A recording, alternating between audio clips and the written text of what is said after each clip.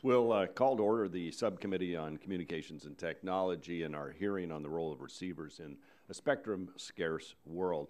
First of all, I want to thank our witnesses not only for your extraordinary testimony, we appreciate it, I've read through it, but also for your patience and that of our visitors here today as well. As you know, we're all in our organizational phases in the Congress, and we were giving courtesy to my colleagues on the other side because they were having their organizational meeting today.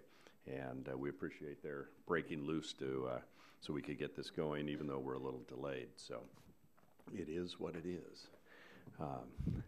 Thank you.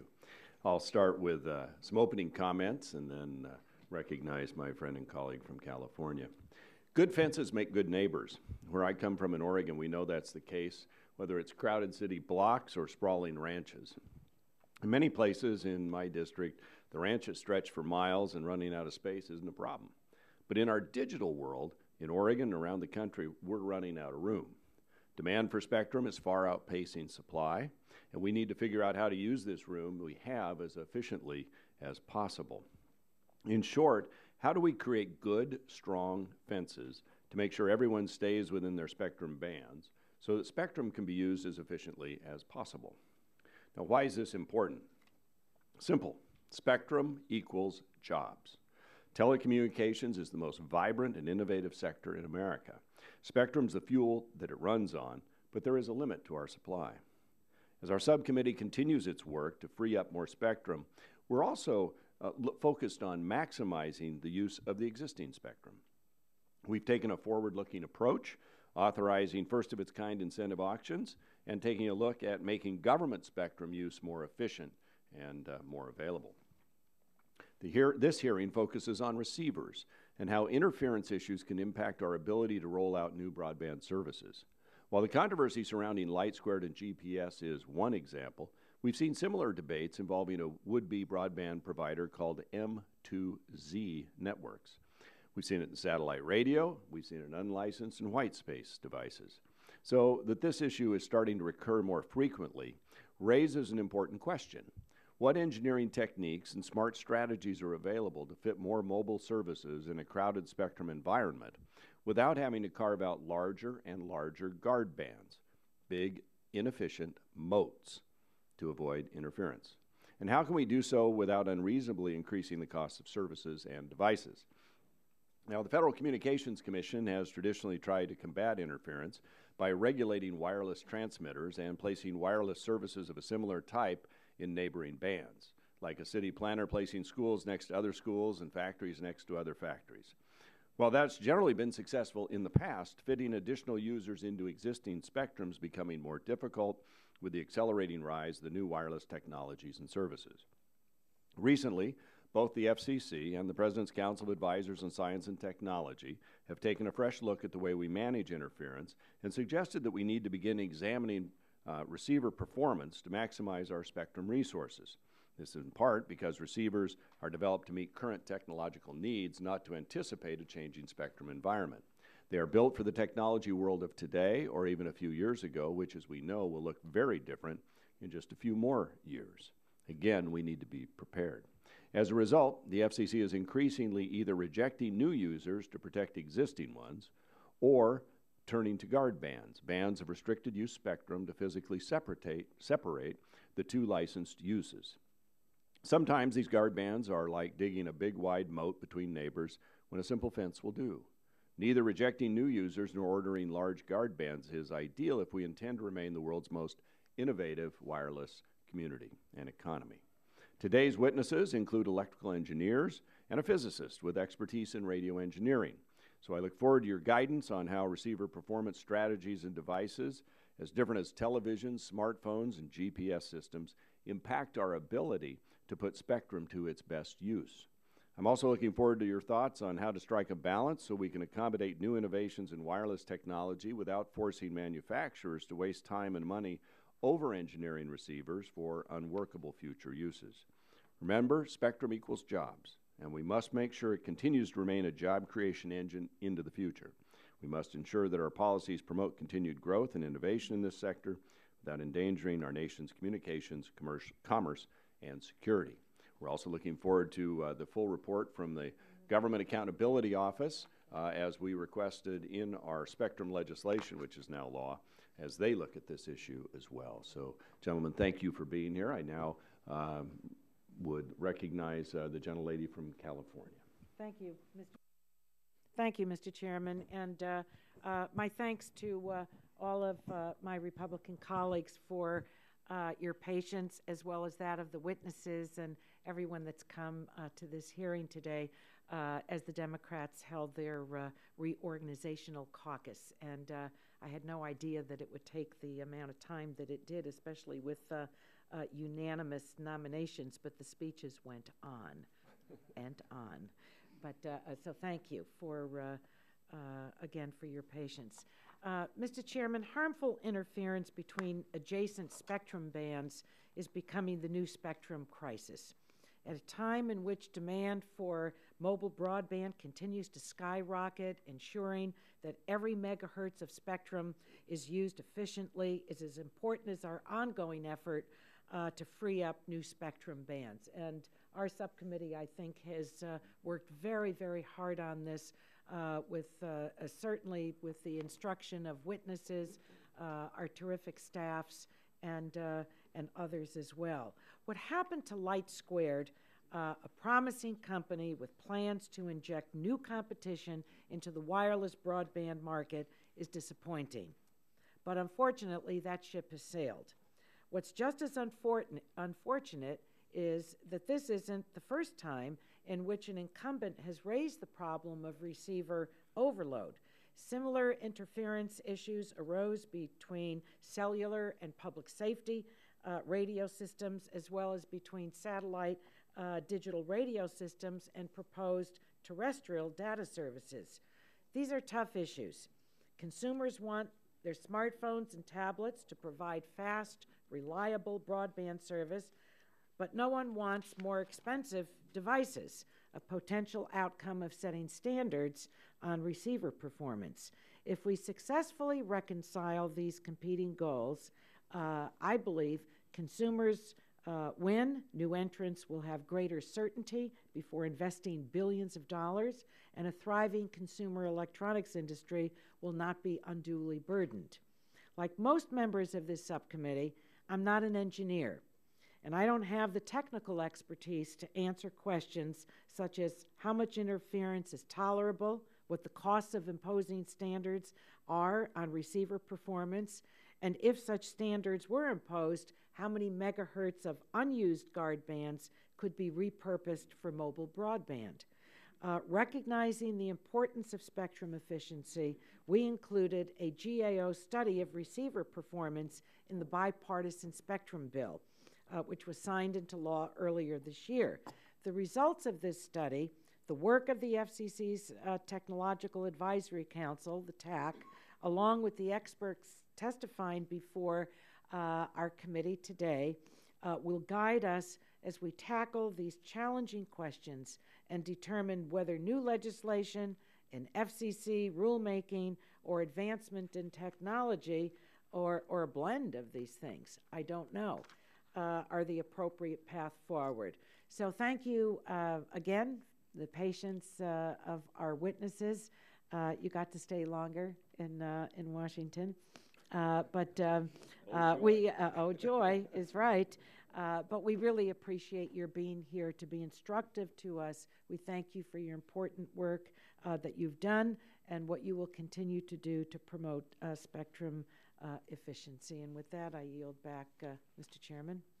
Thank the gentlelady for her opening statement comments, and now turn to the Vice Chair of the subcommittee, Mr. Terry. Thank you, Mr. Chairman, for holding this important hearing on receivers. I can tell you that many in Nebraska are very upset that wide receiver Kenny Bell was not named All Big Ten and have demanded a hearing, for which I appreciate you calling. Seriously, though, we have before us a policy that is especially difficult to solve, as recent disputes over interference clearly illustrate. At the center of these conflicts is the question of who bears the cost of mitigating interference, the incumbent or the newcomer. This transaction cost is a big obstacle to efficient spectrum use. And the efficiency of spectrum use is so vital because spectrum is the lifeblood of the wide variety of wireless services that see ever-increasing demand. Spectrum, like valuable land, cannot lie fallow, or else our economy really bears the cost. The problem before us requires to look closely at the costs involved with mitigating interference. I am very interested in hearing our witnesses' ideas about how best to handle these costs. If the FCC has a role here, what should it be? Whatever the answer is, I understand that our task is to ensure that the licensees are able to utilize their inputs effectively. But we must also avoid the trap of imposing inordinate costs on a single type of licensee or hampering innovative uses of spectrum. I look forward to working with all of my colleagues and look forward to hearing from our witnesses. Yield to the gentleman from Florida. I thank my distinguished colleague from Nebraska, and I welcome this hearing. And this hearing is an important follow-up from the hearing of my Oversight Investigation Subcommittee that I chaired. It was held in September, and that examined the FCC's role in the LightSquare network. As we discussed during that hearing, LightSquare's billion-dollar investment has simply been put in jeopardy due to an overload interference issue that's caused by faulty receivers in GPS devices. I warned then that we must not let poor receiver standards result in more interference issues down the road. I'm therefore very pleased that this subcommittee is closely examining the issue and beginning an important discussion on how we can address receivers going forward. Extremely important. I agree with the witnesses today that we should be wary of government mandates that would govern receiver designs. However, I do believe that more must be done to ensure maximum use of our spectrum. So I look forward to their approaches, and I yield back, Mr. Chairman. Thank you. Gentleman yields back. Mr. Latter, Mr. Guthrie, any comments before we go on? Seeing none, the time's yielded back. Do you have any requests for time on your side, Ms. Christensen? Dr. Christensen, do you have? Okay. Doesn't appear we have any other members seeking recognition at this time. So now we'll move right in. Note this date in history. Yes, They've waited long enough. So let's start with Mr. Passy. Thank you for being here from the Federal Communications Commission. We appreciate your testimony, and I look forward to your comments. And just kind of pull that mic close, make sure it's on, and then we'll avoid any receiver or transmitter interference with your comments. Good afternoon, Chairman Walton, Ranking Member Eshu, and members of the Communications and Technology Subcommittee. My name is Ron Rapazzi, and I'm Deputy Chief of the FCC's Office of Engineering and Technology. OET is the Commission's primary resource for engineering expertise and provides technical support to the Chairman, Commissioners, and the FCC's bureaus and offices. I appreciate your bipartisan interest in receiver standards and for this opportunity to testify concerning the role of receivers in enabling spectrum to be used for new and innovative communication services. I'm pleased to report that the FCC's efforts to explore the issue in a comprehensive way include stakeholders, technical experts in both the federal and private sectors. There's no question that without concerted action, the demand for mobile broadband spectrum would quickly outpace the available supply.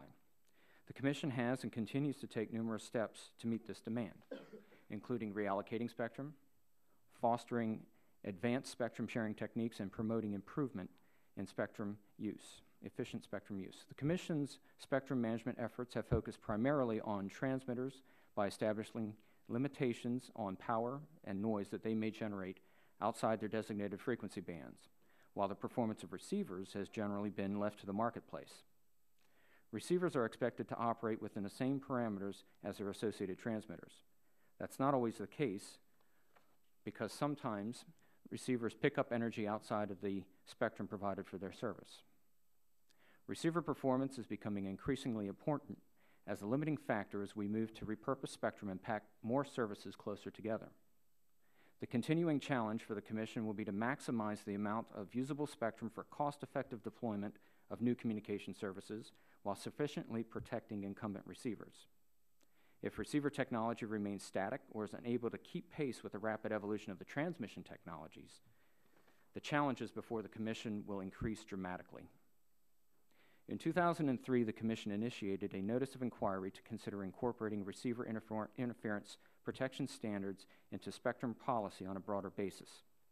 The proceeding was terminated in 2007, but the Commission found that nothing precludes it from evaluating the issues raised by parties in the context of other proceedings that are frequency band or service specific. Over the past several years, receiver performance issues have arisen in certain band specific instances as a conflict between legacy stakeholders and new entrants.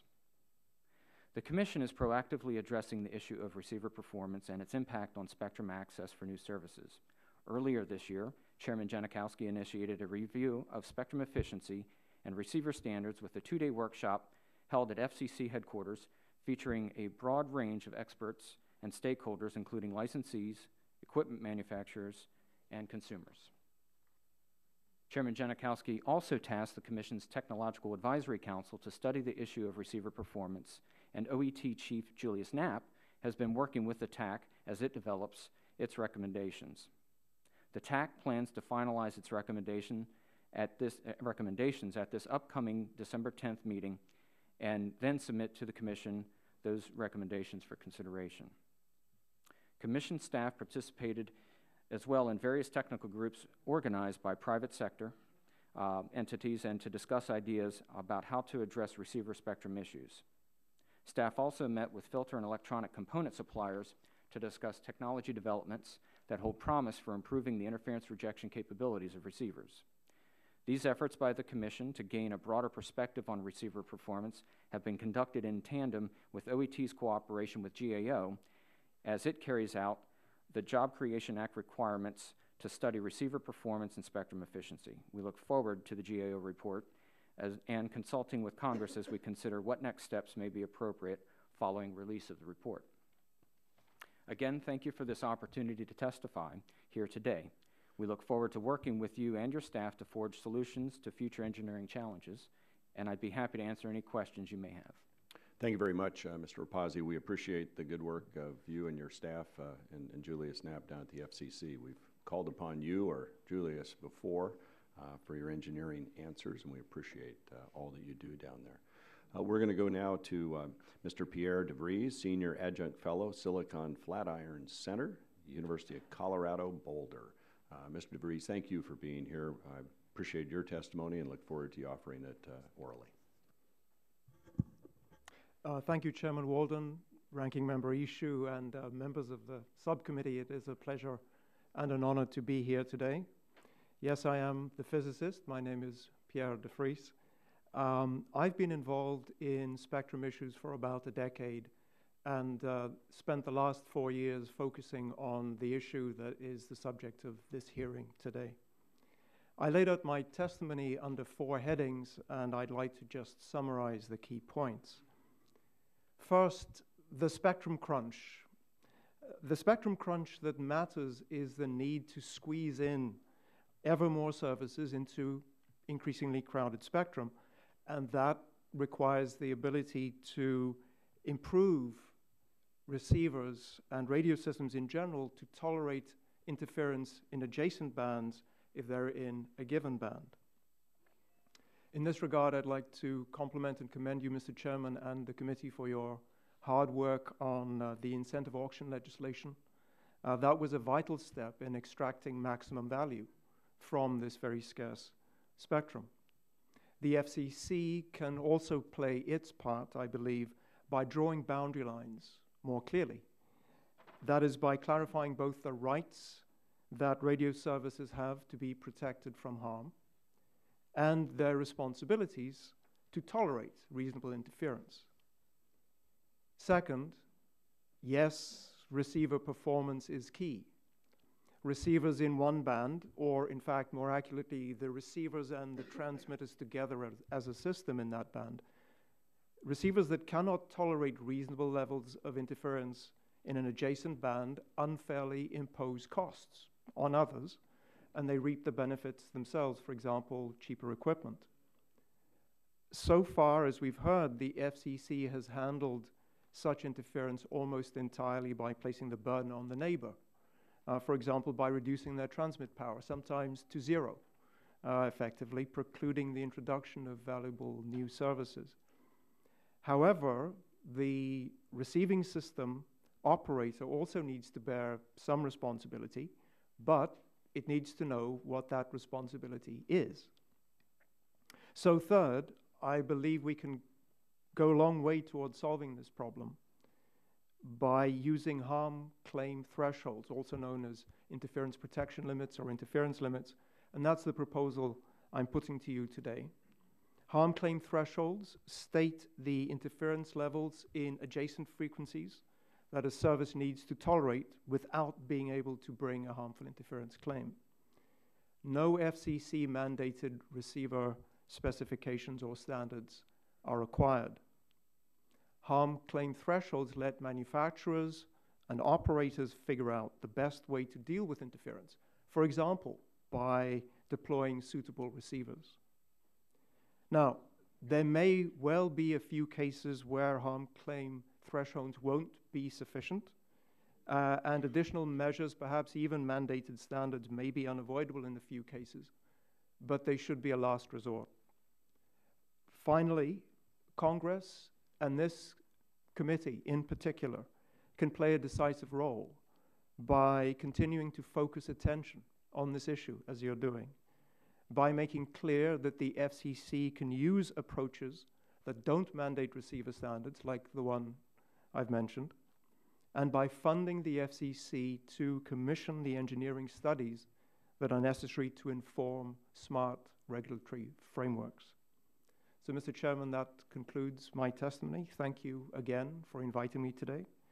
I'd be very happy to respond to any questions. Thank you, Mr. DeVries. We appreciate that. I was hoping you would give us your neighbor tent analogy. I thought really put it in perfectly understandable terms. We'll go now to Mr. Mark Walter, who is the Senior Vice President, Research and Standards at the Consumer Electronics Association. Mr. Mark Walter, we appreciate your testimony and look forward to your comments. Thank you.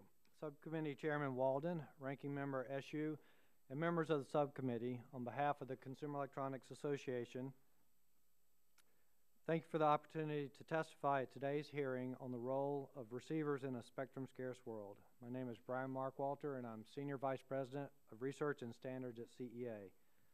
CEA's more than 2,000 member companies include almost all the world's leading consumer electronics manufacturers and hundreds of small businesses. CEA and its members have a vital interest and an important role to play in ensuring the most effective and efficient use of spectrum. As we continue to examine how to make the most efficient use of our nation's spectrum, CEA believes that spectrum management must include an approach that examines the interaction between transmitters and receivers. This approach need not cause a shift from command and control spectrum management to command and control device regulation. The pillars of spectrum policy in a world of overcrowded airwaves must include better information about receivers in the field and their ability to tolerate interference, certainty on possible new allocations so that businesses and federal spectrum users may make informed design and investment decisions, and primary reliance on stakeholders to find the cost and performance boundary between adjacent systems. Equipment manufacturers and wireless service providers have a strong self-interest in developing and deploying devices that are resistant to forms of interference and that create as little interference as possible. Service providers require that their receivers meet very stringent design specifications to ensure non-interference. Licensed mobile devices must meet applicable standards bodies requirements prior to use by wireless providers. The two primary examples are the standards created by the third-generation partnership projects. Industry has developed these standards to ensure that items such as reference sensitivity levels, receiver input levels, adjacent channel selectivity, and blocking characteristics are standardized and controlled. Digital TV receivers provide another example of effective response by industry stakeholders to document the RF environment and the associated trade-offs made by receivers to operate in the wide range of expected signal levels. The standard in this case is HSC Recommended Practice A74. CA believes that A74 serves as a good starting point for the industry-to-industry dialogue that is needed to complete incentive auctions and to introduce new mobile broadband services as the upper adjacent neighbor to the TV band. The debate over efficient use of spectrum has moved beyond knee-jerk reactions and entered a thoughtful, solutions-oriented discussion in venues like the FCC's Technological Advisory Council. The early calls for government mandates on device design have faded as stakeholders have come to understand that such approaches are not the best solution we have to spectrum crowding.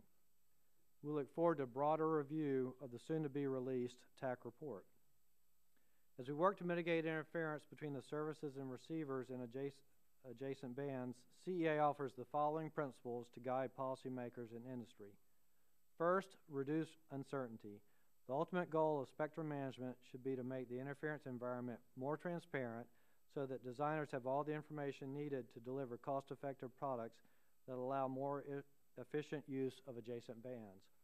Second, use voluntary performance principles and industry standards, not device mandates. Instead of adopting static regulations governing receiver design, we believe the FCC should allow industry to develop standards responsive to planned allocations. Third, collect information. The FCC should continue to carefully inventory what services are operating in each band and work with industry and government users to understand the types of receivers deployed and their interference immunity characteristics. Fourth, case-by-case analysis. Any regulatory action regarding spectrum allocations and receiver performance should be narrowly tailored to allow technological advancement. These principles are explained in more detail in my written testimony.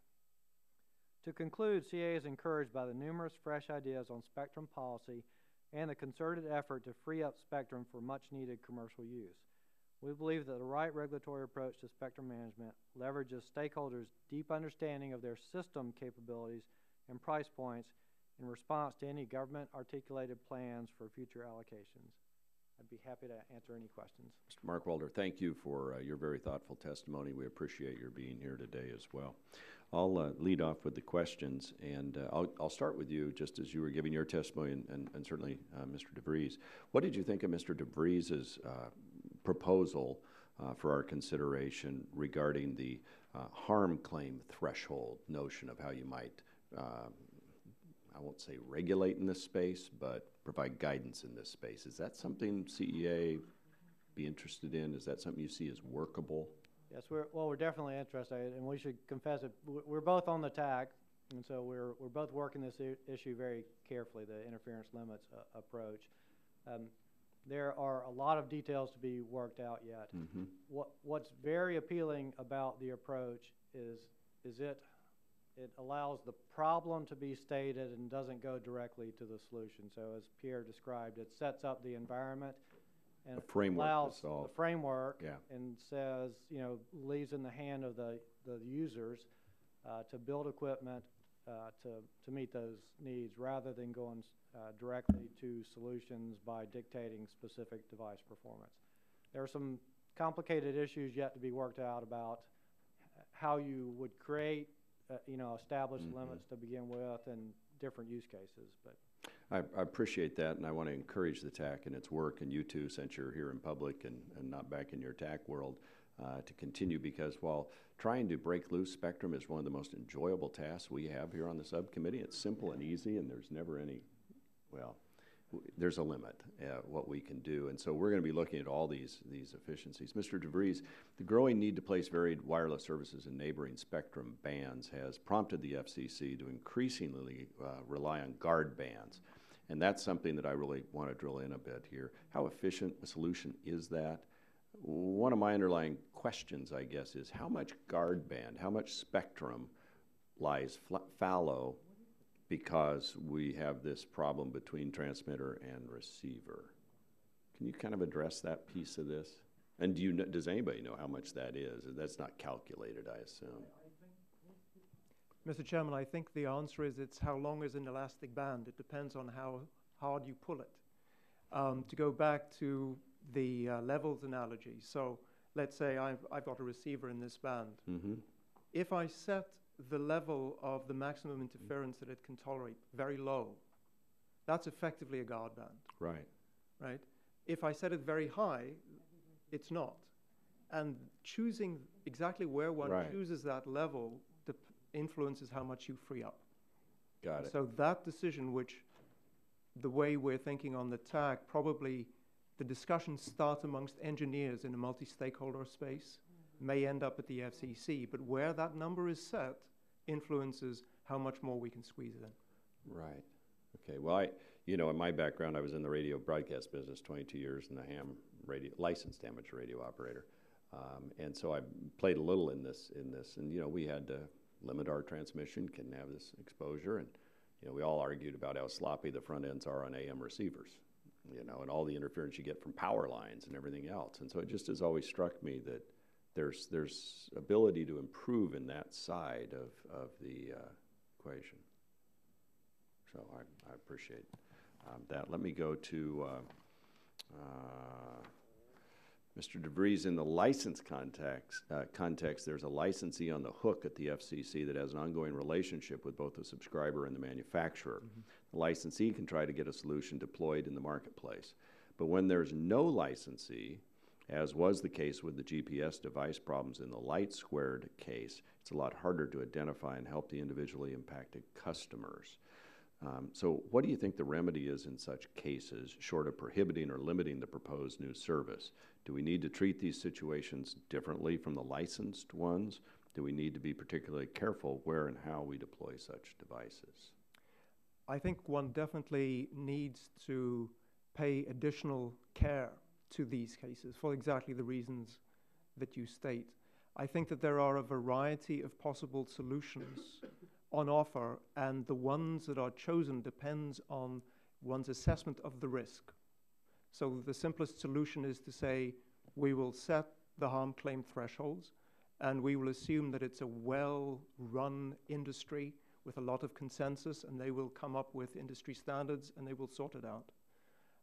On the other hand, if one has less appetite for risk, you could say we're going to require manufacturers to self-certify, not have the government tell them how to build their devices, but say it's going to work. And then thirdly, and that's the last resort, but may be necessary, for there to be mandated standards for particular kinds of devices. Okay. My time's expired. Before I turn over to my ranking member and friend from California, I just want to say publicly that the chairman of the FCC was very helpful to me during the Light Squared GPS issue by making Julius available for a closed-door meeting of engineers from both sides. The poor legal folks and lobbyists were, apoplectic on the sidelines. But we tried to drill down on this in this space to say, is there an engineering solution here?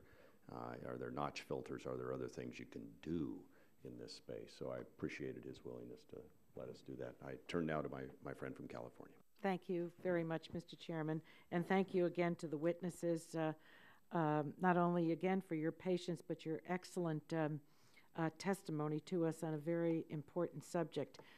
Before I begin with the questions, I would just like to ask, and you don't have to do it now, but in the majority's memo for today's hearing, it states that the PCAST report recommended the establishment of minimum technical standards for receivers, and I'd just like to know where in the report it says that.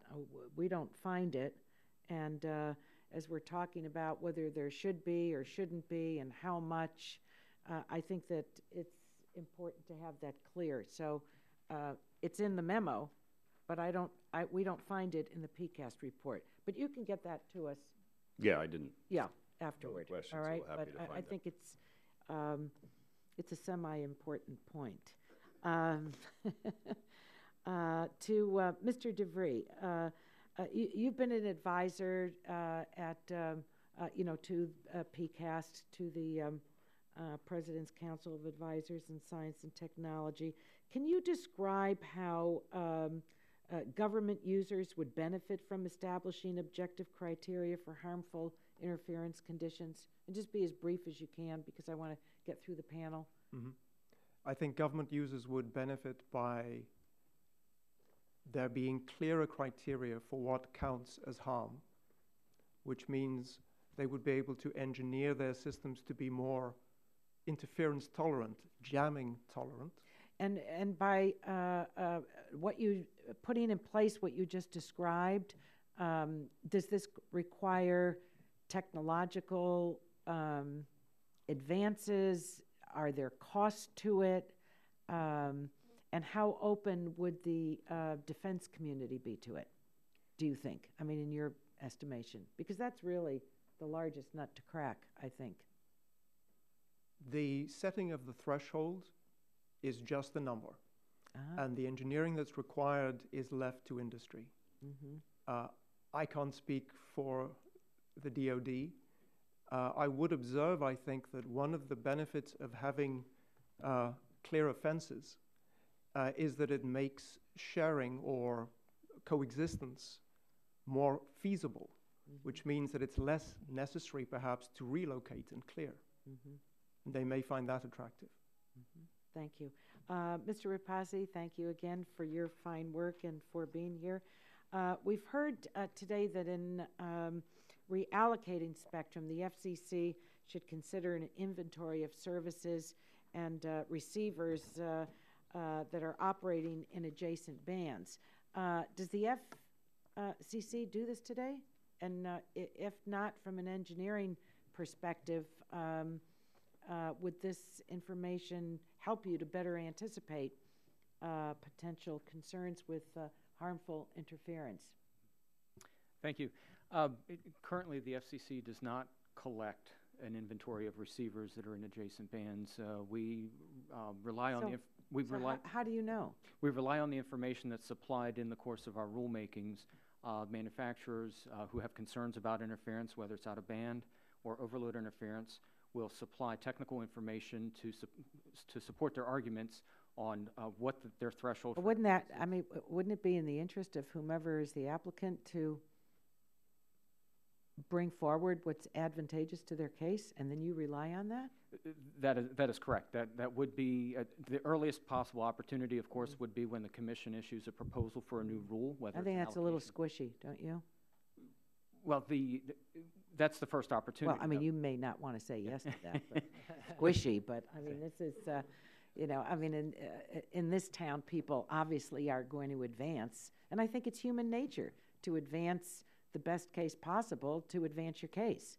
But if your information is the information you're using is just that, it could be biased, and that's what I'm concerned about. But maybe I'm off on the wrong track on this. But that information would go into what proposals we present, and we seek comment on those, and we would be able to, if there were assumptions that we made that are challenged by the public, we take that information into account. And usually supporting technical materials is supplied in our record to support the challenge to our assumptions. Thank you very much. Mr. Mark Walter, thank you again for what you do.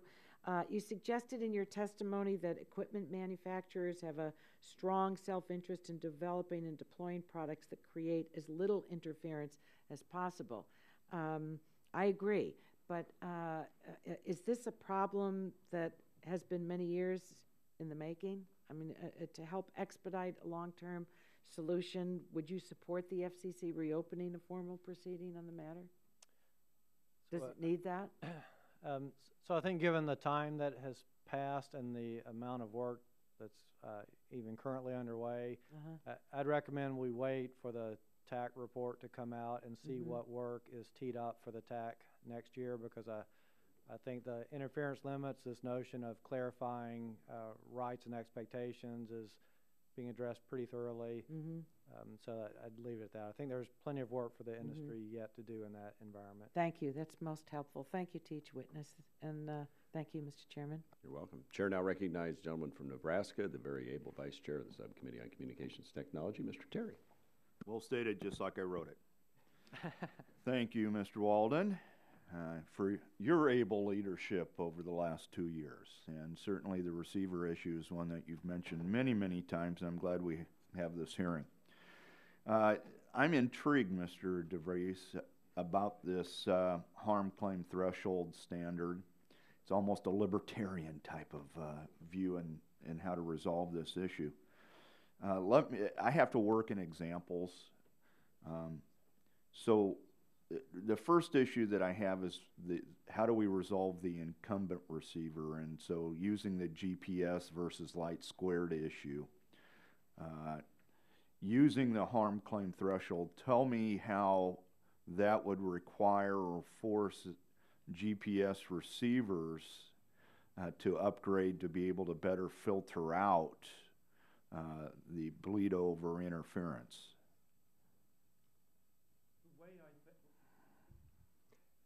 The way I anticipate this might work is when you start, you're going to have a lot of devices out there. We're beginning a transition. So the thresholds would be set very low. So I'm the GPS receiver, very low interference threshold, so that all the existing receivers are protected. That may be so low that no service can be deployed. The FCC might then say, or industry might agree, that 10 years from now, it goes up to here. At which point, these receivers have 10 years to build filters to accommodate this increased signal. All right, that's interesting. How would they know 10 years, how to predict what type of interference or level of interference could occur in 10 years? So is this would instance, yes, would the FCC have to come back and say, hey, there's this new standard, so now we're getting back to the standards issue? Yeah. So is that the way it would work? Because right now these GPS folks can just say, we don't have any reason to move. I'm so glad you asked that question, sir, because I wasn't clear. So the harm claim threshold doesn't attempt to describe the actual interference environment. All right. It simply says, if the interference is below this number, you cannot claim harm. Okay. If it's above the number, then you can. So the FCC does not get into the business of trying to predict what the environment will be. But just where the threshold would be, the harm threshold, yes, would still be set by the FCC. Now, Mr. Rapazzi, add a layer then on the involvement in this plan of the FCC. How long would it take for the FCC to establish a harm claim threshold? And what would be the processes to get there? Thank you. Well, as we know, currently the TAC is debating on how to flesh out this approach and provide formal recommendations to the Commission. We also have the GAO that is reviewing spectrum efficiency standards, and that report is due by February of next year. We, of course, would have to take the recommendations from the TAC and then the recommendations. Well, for the question, let's just assume that the TAC recommended an approach like the harm claim threshold. Right. It would come down to where we would apply it first. If it's applied in a specific case, we'd have to determine what that harm, who the neighbors are, before we could adjudicate whether the harm claim threshold is sufficient to protect the existing services, let alone services that are. So it still have to be done on a per device? I think level? It would still have to be on a case-specific, band-specific basis, yes. Okay. Because the interference to a receiver that is looking into space, for example, may be a much lower threshold than for a receiver that is communicating with a broadband advanced wireless system. Is the some of the earlier discussions amongst us was that the FCC preferred more of a standards-based thinking. That I would assume the thinking would be that on a standards-based, then it's clear everyone knows what they have to manufacture to or engineer up to. Any thoughts that you could share with us? Is that where the FCC is? Is that where, are they waiting for the report to come out? I think where we are is waiting for the report to come out. We want to make sure we have all the facts in line before we come out with a specific proposal on how to implement some of the recommendations, including from the GAO. So I think we're in a little bit of wait mode. But nonetheless, we want to be sure that we don't curb innovation. We did have that 2003 NOI that we released. We got a lot of good comments from the industry. Some of the comments still remain today. The sentiment still remains the same. And there was concern expressed in the record there that standards could equate to curbing innovation, and we want to be careful not to be in a position to stop innovation. All right, thank you. Gentleman's time's expired. Turn to a friend from the Virgin Islands, Dr. Christensen. Thank you, Mr. Chairman. And again, thank you for your patience with us today. I guess I would ask this question to the panel, but beginning with Mr. Rapasi, because I know you're familiar with NTIA's work in managing, in the role of receivers in managing spectrum for federal users.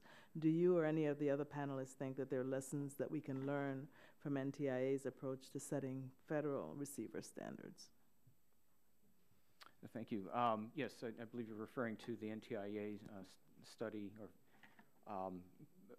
document that was produced in the 2003 timeframe as well, and they listed several types of standards for the fixed and mobile systems that were operating through a range of spectrum. That, of course, is helpful to know where things are on the federal side as far as where they operate and what their thresholds are for interference, so that when we do get into looking at new uses of spectrum that involve federal users, we at least know what the starting point is. Any other comments from anyone else? So just go on to another question. The one thing that I learned from that report was how complicated receiver specifications become and how service-specific they are, and that they tend to embed assumptions about how things work today into requirements that then live on, perhaps past their useful life. And as things change and new innovation. Correct. Just Correct. if you wanted to comment. Thank you, and I agree with that. It's a good reference point, but the federal user is both the user and procurer, manages everything about it. In a commercial case, the allocations are done by the FCC, but equipment may be purchased by a licensee or may be done independently. So there are a lot of parts of that work that doesn't map over from federal use to commercial use. And Mr. Mark Walter, what tools do you think are currently available to the FCC to incentivize and improve receiver standards?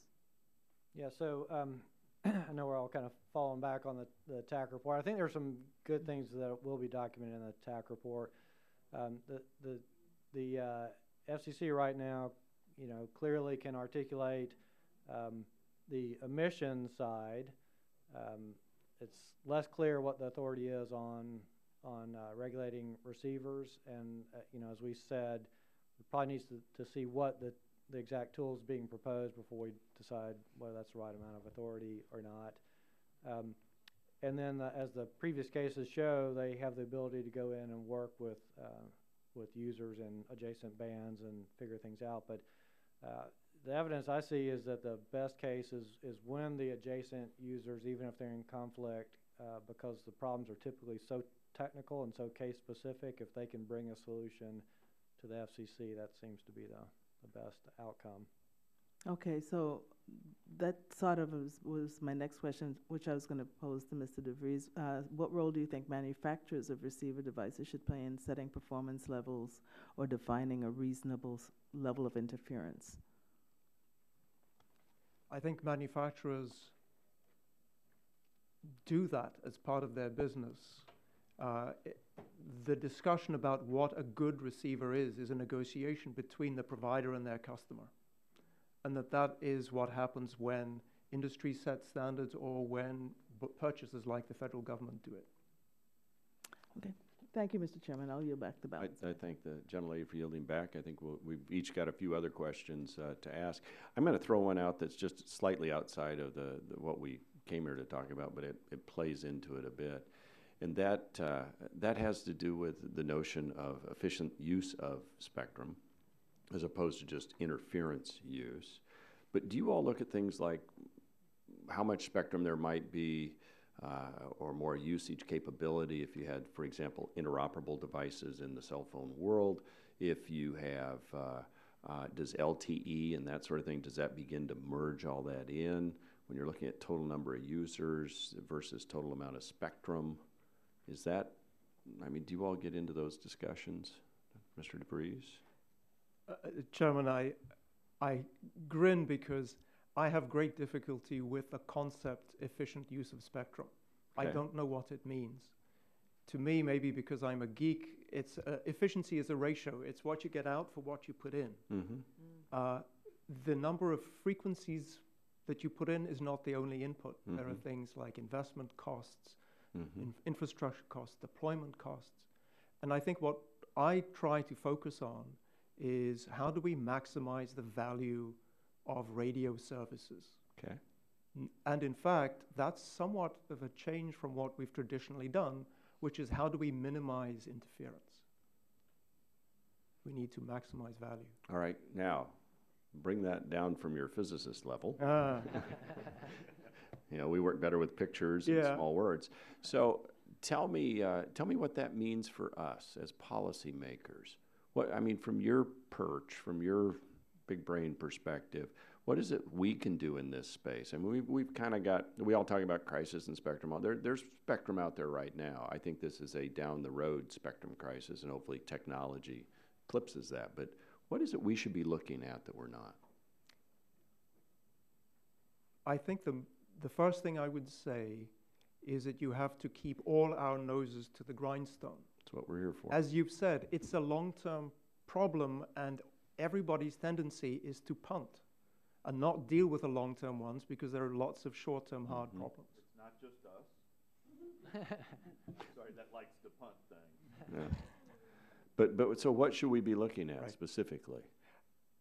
What I, of course, would be saying is two things. One, to focus on encouraging the FCC to set these clear boundaries.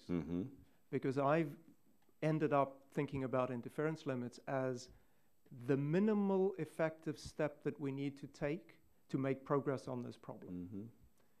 And I think part of that is to, if you can, remove any uncertainty that the FCC has the ability to do that, because there have been doubts about FCC authority regarding receiver standards.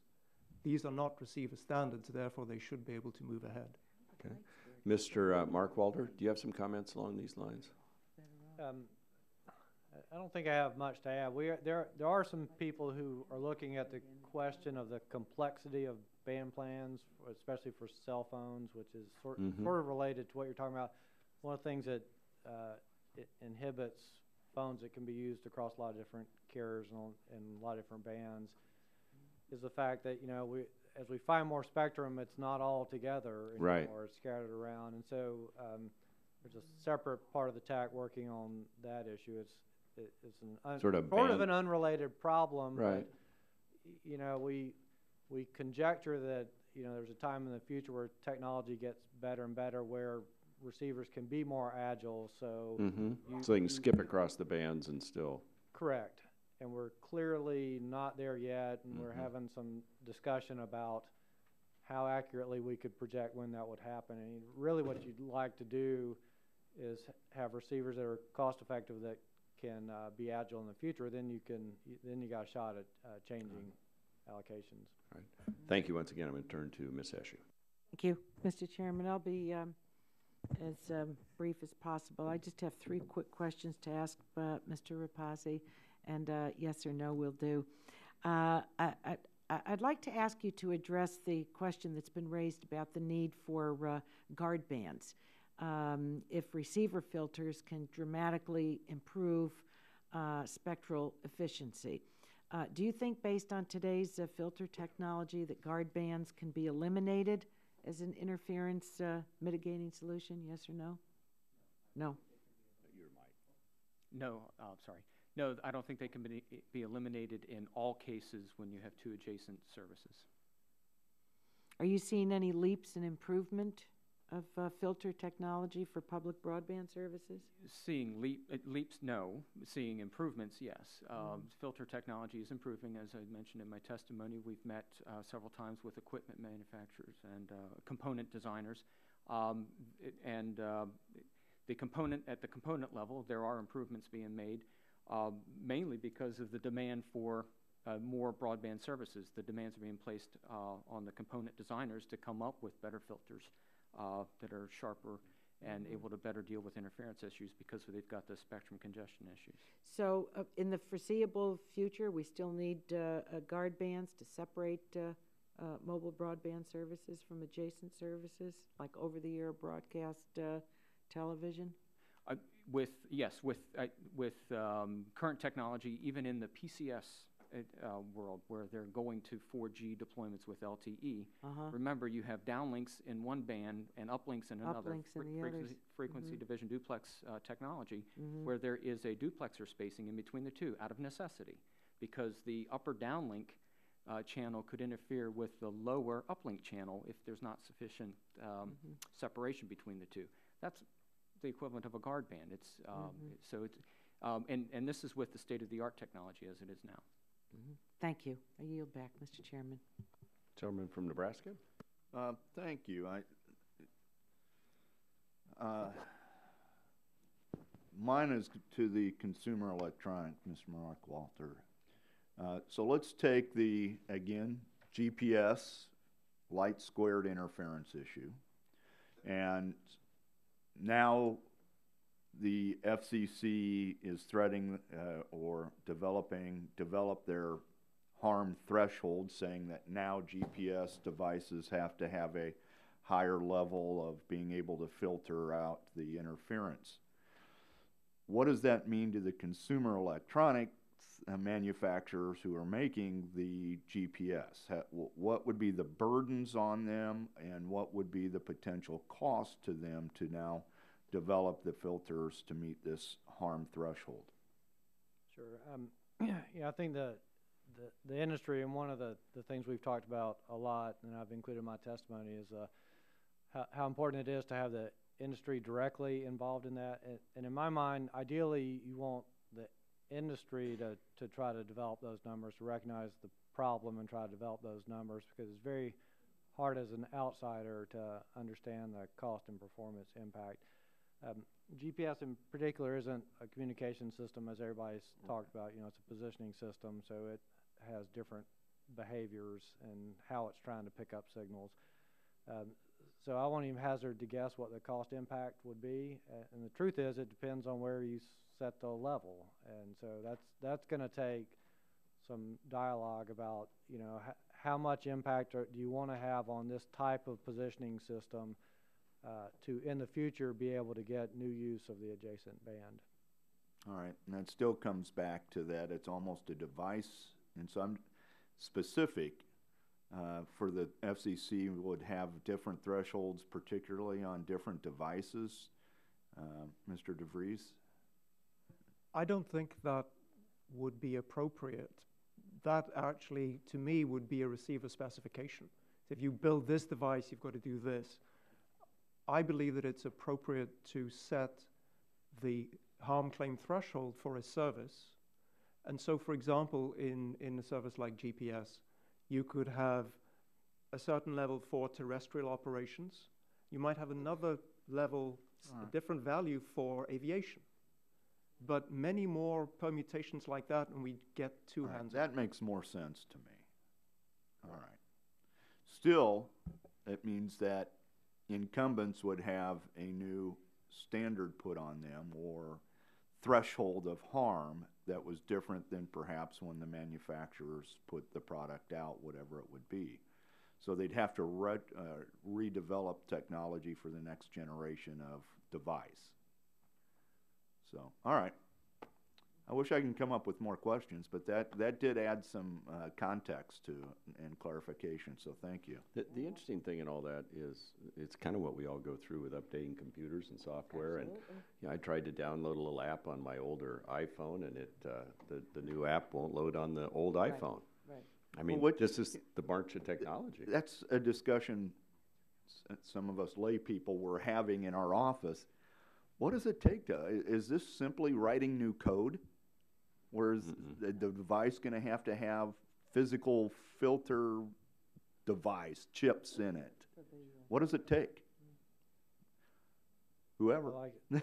I'll let the engineer. Do we have an engineer here? So this also relates kind of to other questions. I think most of what we're talking about here is a hardware question, what the engineers would call the RF front end, the radio part of the equipment. And so we're talking about things like filters for the most part. This other group that, we're looking at these potential for future agile radios. What we hope to get to is where there's less of that sort of fixed, these components that can't move, they're highly specifically designed, to doing more of this, digitally with processors and algorithms, software as you talked about, but we're not there yet for very many things. Most of it is still much more cost effective. Performance is a lot higher and the battery life is a lot better to separate out the RF front end. So for now it's hardware. Mr. Gingrey, do you have any questions for our witnesses or comments you'd like to make?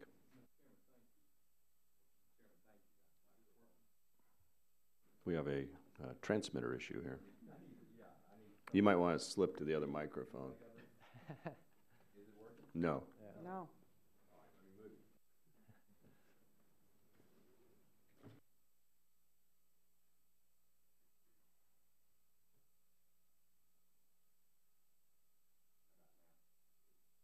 I think you may have to move up to this level, which you've sought to do for some time.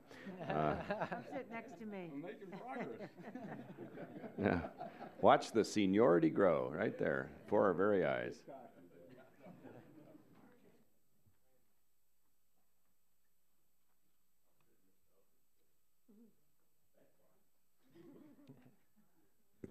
Mr. Chairman?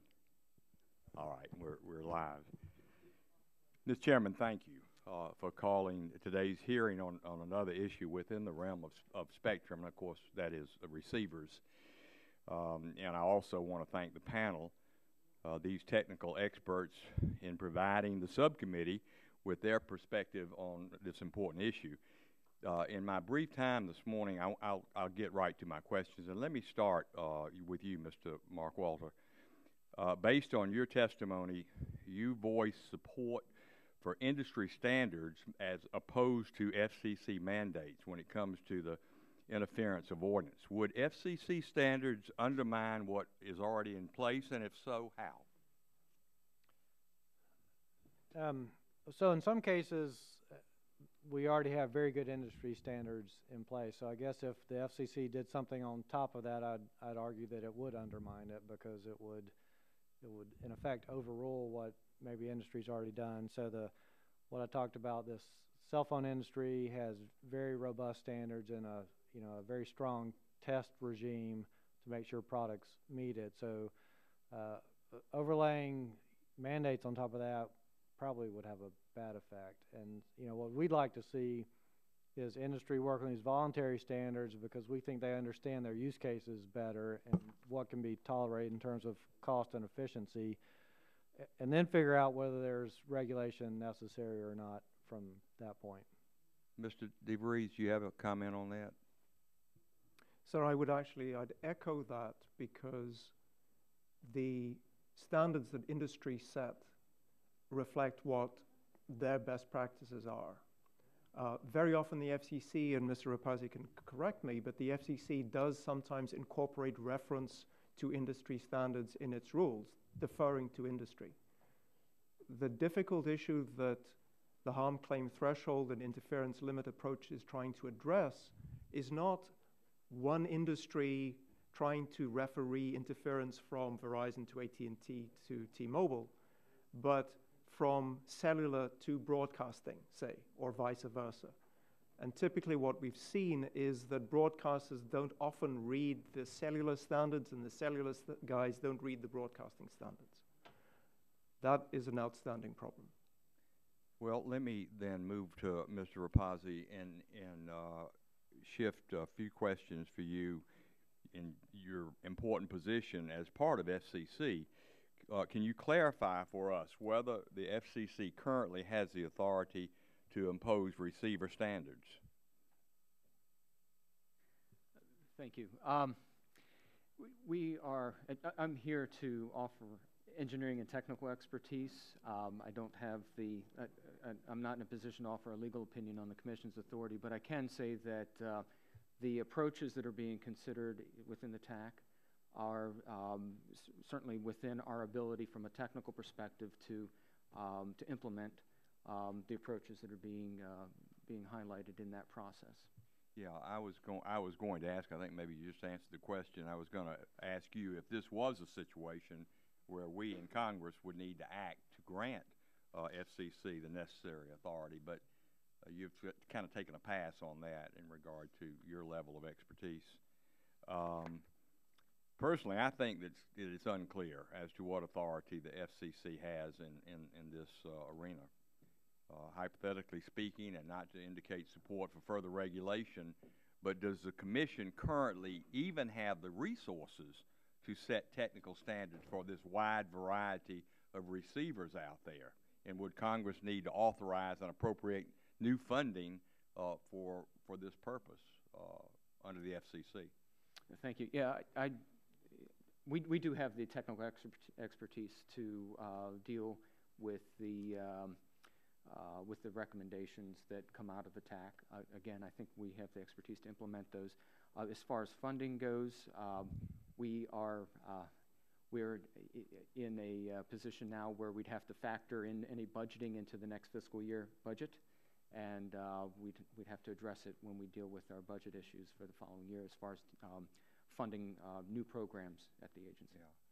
Well, of course, as I'm sure you all have talked about in your testimony, there are an untold number of receiver devices out there, and for hundreds of different purposes, and we see them all parts of society. So, therefore, how would you anticipate receiver regulations even being implemented? I mean, is this something that that can be done, and how costly would it be if it were? How much more funding would be necessary for the FCC to take on this challenge? I don't have a specific cost estimate or even a ballpark that I could offer up, but as far as the approach, it would be I would imagine if we apply the approach in several frequency bands, it could be voluminous at first, trying to manage the different type of receiver specifications, as Mr. DeVries had mentioned. Broadcasters are not participating in 3GPP. 3GPP participants aren't participating in the broadcast standard development, so it's going to be new, I think, across different industry sectors on understanding the underpinnings of each of the standards. So I think there's a hurdle there, and it will take some time to get that level of understanding among the different industry sectors. And then as far as incorporation by reference to some of the standards, we're very familiar with 802.11 from IEEE. We're very familiar with the 3GPP standards. So again, within the Commission, we have the expertise. We know the underpinnings of those standards. So maybe it's less of a hurdle for us to deal with that. Well, thank you very much. I thank all three of you. And, Mr. Chairman, I yield back. Thank the gentleman for yielding back. Recognize the gentleman from Massachusetts, Mr. Markey. Thank you, Mr. Chairman, very much. We are about to enter a brave new world where tens of thousands of domestic drones consume an increasing share of spectrum and crowd into already congested bands. The FAA Modernization and Reform Act passed in February requires the federal government to fully integrate government, commercial, and recreational drones into U.S. airspace by October of 2015. There could be as many as 30,000 drones in the sky above the United States by 2020. Drones can carry surveillance equipment, including video cameras, infrared thermal imagers, radar, and wireless network detectors. Drones may gather information, take measurements, snap photos, use GPS, and communicate all this information back to its operators. All this requires spectrum and raise a number of questions about whether this dramatically expanded use of drones will cause interference problems. But we must also ensure that as drones take flight in domestic airspace, they don't take off without privacy protections for those along their flight path.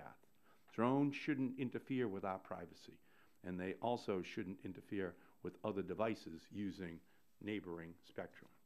Mr. Rapace, what steps is the FCC taking to ensure potential interference problems are addressed as thousands of drones will soon fill our skies?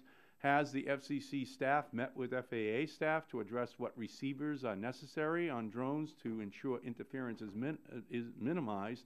And what are you doing to protect privacy? Thank you. As far as interference concerns with respect to drones, it's a case of interference scenario just like any other, where you have radio communications equipment, whether it's used for video or whether it's used for controlling the aircraft.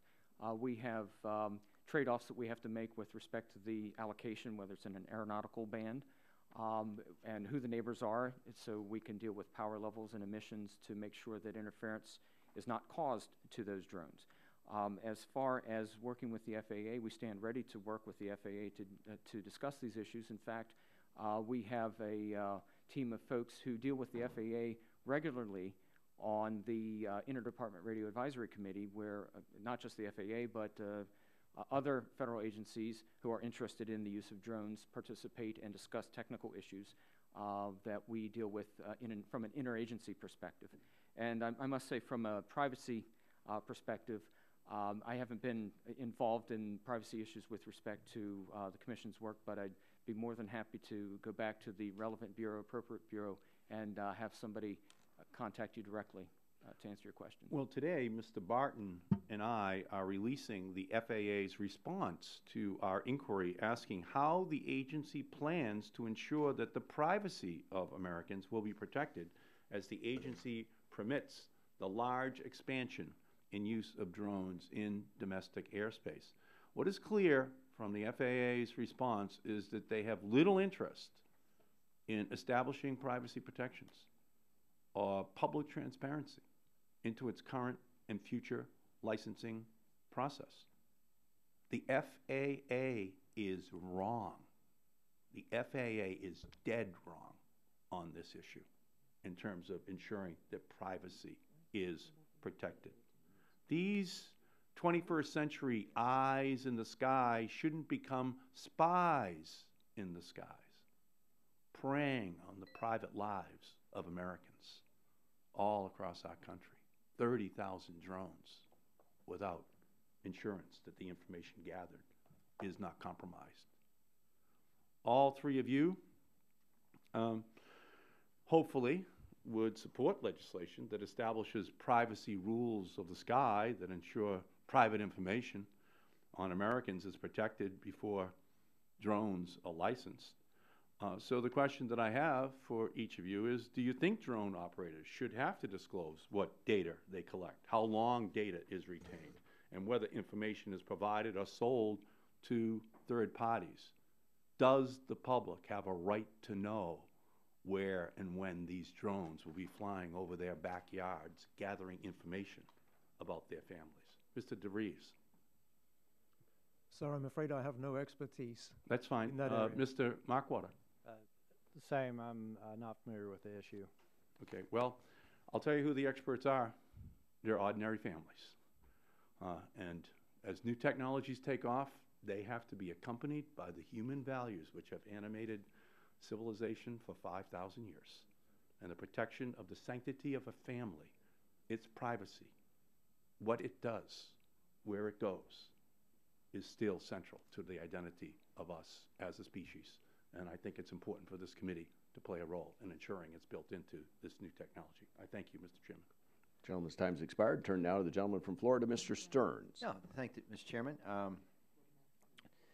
Mr. Mark Walker, you stated in your testimony that an inventory of what services and receivers are operating in each band is an area of spectrum policy that needs more attention. And so I agree with you and have long called for various spectrum inventories to be conducted. Do you think there's a role for Congress here, that there should be legislation that would apply to help bring this spectrum inventory to fruition? I think at this point we should see what the TAC tees up for next year, because I think this question of the dearth of information on what's out there is going to become critical, and so we may see some work in that area. So I think we can wait for a couple more reports to come out and then address the issue of whether legislation's needed to push it. And what time next year will this be? Presumably the TAC would lay out its work agenda early in the year, We've had quarterly meetings in the past, so I would think within the first quarter of next year we'd have both the GAO report and know what the TAC plans I'm working on. Mr. DeVries, as you explain in your testimony, quote, wireless systems in one band that cannot tolerate reasonable signal levels in adjacent band unfairly impose cost on others, notably the operators in those adjacent bands, while reaping the benefits themselves, for example, by using cheaper receivers, end quote. You know, I think this is what exactly happened in Light Square, the GPS case. As you stated, not only is this unfair, but it also prevents the addition of new wireless services that could foster innovation, improve public safety, and obviously create jobs. What do you believe either Congress or possibly the FCC, their role to prevent this situation from occurring again? I believe the important role that the FCC can play is to foster the definition of these harm claim thresholds. Okay. And it can do that by fostering a multi-stakeholder process to bring parties from different industries, different services together. And then, if necessary, to take steps to actually put those values into the rules. Anyone else have a suggestion here? Mr. Walker? Yeah, so I think, well, I agree, and as I mentioned earlier, we work on the TAC, so you probably get more alignment on our views than misalignment. I think we're sort of behind the curve in all aspects, so none of our tools are in place to help us get in front of the problem, and that's what we're trying to get to, a point where we can establish what we're trying to do with spectrum rather than build and then figure out we got a problem after the fact. So we really need to get some of these tools in place and unwind the problem a little bit. It's just not going to be solved overnight. Mr. Rapasi, you stated in your testimony that better awareness and coordination between entities in adjacent bands would go far in solving some of the receiver problems we have seen occur recently. What do you think the FCC's role? Could they facilitate this process? Yes, I think our rulemaking processes are open and transparent. We again, make proposals based on assumptions. We expect the folks who have an equity or stake in the use of that spectrum will come into our rulemaking process and challenge our assumptions. If there are concerns about interference, that would be brought up as early as possible in the process so that we could deal with those interference concerns before we go to final rule. Any other folks on the panel have any other suggestions in how the FCC could facilitate this process? No? All right, Mr. Chairman, yield back the balance of my time. Gentleman yields back the balance of time. Chair recognizes the future Vice Chair of the full committee, Ms. Blackburn. Thank you, Mr. Chairman, and thank you all for being here and for the hearing. I've just got a couple of questions, and I know you all are ready to depart this room, and we are going to have votes in a couple of minutes. Mr. Rapasi, if I could come to you first.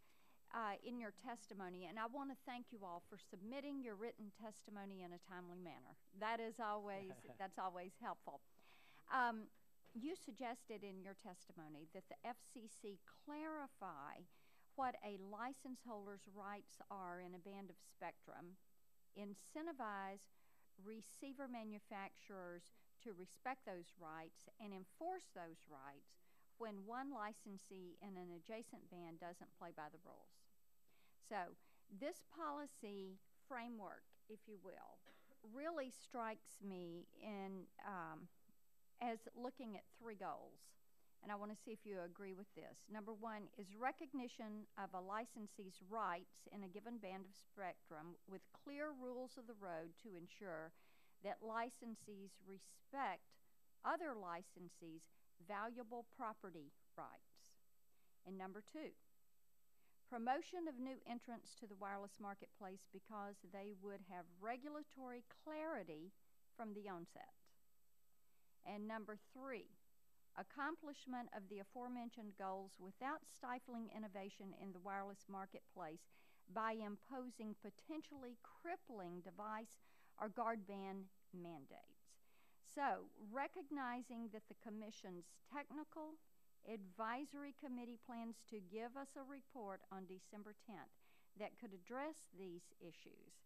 I'd like to ask what your professional and technical opinion is on how you would instruct the Commission to structure the rules of the road and to provide the clarity and the guidance on respecting property rights.